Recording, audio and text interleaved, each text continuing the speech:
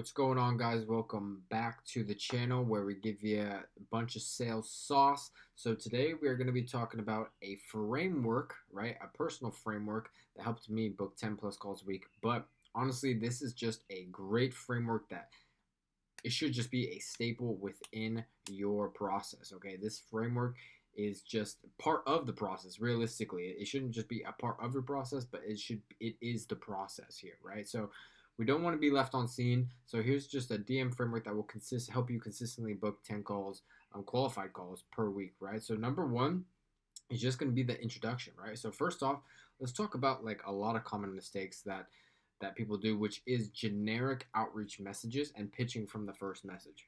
Um, that's just horrible. It's not going to work. If you get a reply, it's more than likely not a good prospect, right? A lot of people who do answer to those generic outreach, which might be just like it doesn't necessarily have to be a pitch, but a lot of people just go straight from the pitch from the first outreach. And honestly, excuse me, that is not it's just not good. You're not going to attract the right prospects. The prospects who do answer to that, they are going to be unqualified in some way, shape, or form. They're going to be extremely needy, or they're not probably more than likely they're not going to be financially qualified, right? Which is obviously important. So let's just stop all that. Don't do any generic outreach. Don't do like, hey, what's going on with your business? How's your current acquisition system running, or like anything like that, right? We don't want to be just stepping into the conversation and just swinging out right like that with pitches or with going straight into their business, right? Because you're just a random person, right, to them. So you don't want to be doing that, right? So first introduction, stop doing that. Have your value or opener should be value first, meaning your outreach message should be relatively vague with enough information to create some value or curiosity, right? It should always end with a question. That's a massive thing that a lot of people do is they're not actually asking a question in the outreach message, so there's no incentive for the person to obviously, right, be engaged, because you're not engaging them. You're not asking a question, you're just telling them stuff. So like, for example, right, here's a off the top, here's a kind of like a curious, vague, value based kind of opener that you can use, and this should give you an example. So like, hey, John, your content is super cool. Are you using that new software that people have been talking about in whatever industry to double their engagement? Right. That is an extremely right. This software that I'm talking about doesn't exist. It doesn't have to exist, right? That's not the point. The point is to give some value, get them curious, and get them engaged, and get a response, get that conversation rolling. So just questions like that, right? Because people are gonna be like, "Whoa, I don't know who this person is, but hey, I appreciate that. My content is super cool, but I don't know what software you're talking about. What software you're talking about that doubles their engagement?" And obviously, up to that, after that point, that is totally up to you at that point, to transition it into whatever you might be doing. But right, that's just an example. That is just an example that you can use, and that to give you kind of like a template of how your outreach messages should be sounding and how they should be looking. Right. So number two is going to be qualifying questions, right? So once you've gotten that response, once you've done the outreach, your questions should be probing questions that are strategically, industry, and personally related. Do not ask surface level questions, right? How much do you want to be making? Right? These are surface level questions. How much do you want to be making? 10K. You're just going to get surface level answers, right? Instead, create more pain, more depth, right, within the questions. And if possible, they should be niche related, right? So instead of asking, what do you want to make per month? For example, what's the income per month that would make you feel like you can live life on your terms, right? So what's the difference? Here I'm asking, how much do you want to be making, and what comes to your mind? Numbers.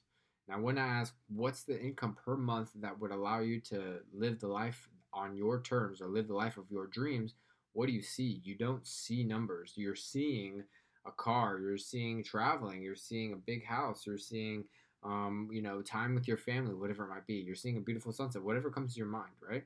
This is I'm strategically asking this question so that it gets a visual and a feeling and an emotion response from them, and not just a numbers response, because numbers aren't going to convert people, right? Realistically, of course, we all make decisions based on off of logic. There has to be logic within.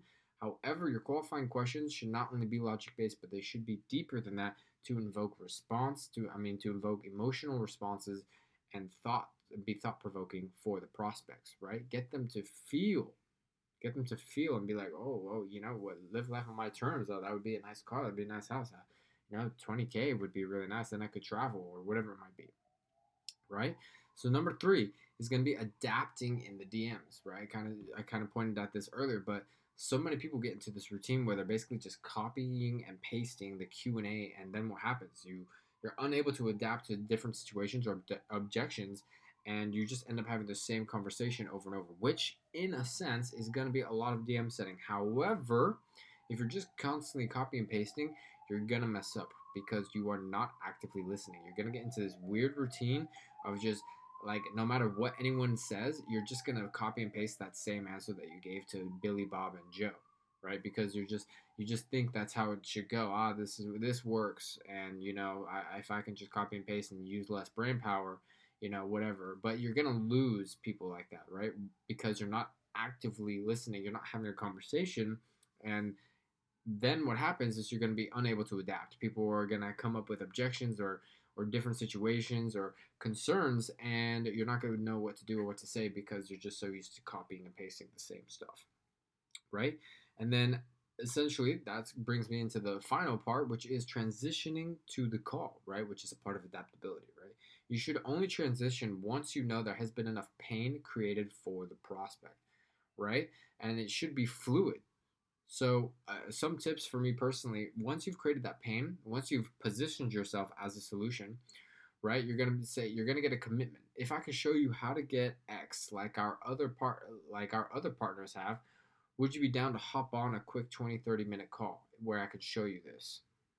Yeah, of course, right? First off, you're getting that commitment, and also it's a transition.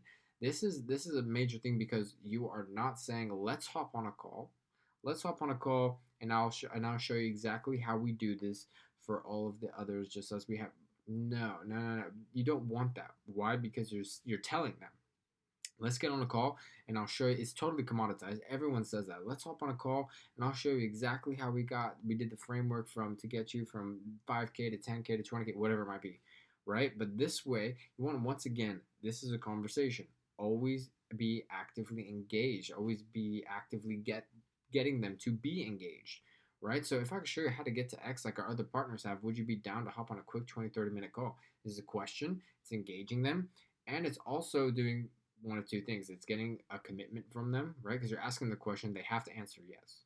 Number two, the way you ask these questions also kind of positions you as an authority, right? I'm saying if I can show you how to get to X like our other partners have, that's positioning me as an authority.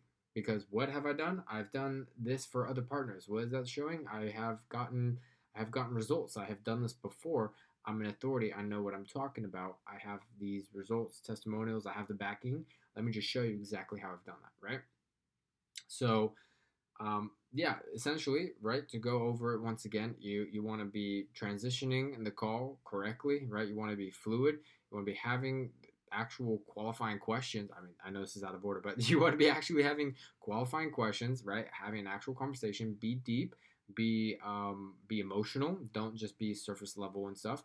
Adapt. You want to adapt in DMs. Don't be a robot. You are a person. They are people as well. And then last but not least, but actually first, is have a value-based opener. Have that value-based opener. Do not allow yourself to be get into that role of just pitching because you're lazy and you want to do 100 outreaches, so you're just gonna like pitch straight from the bat and hope someone answers, right? That's not. It's a shot in the dark. It's not gonna work 1 out of 500 times.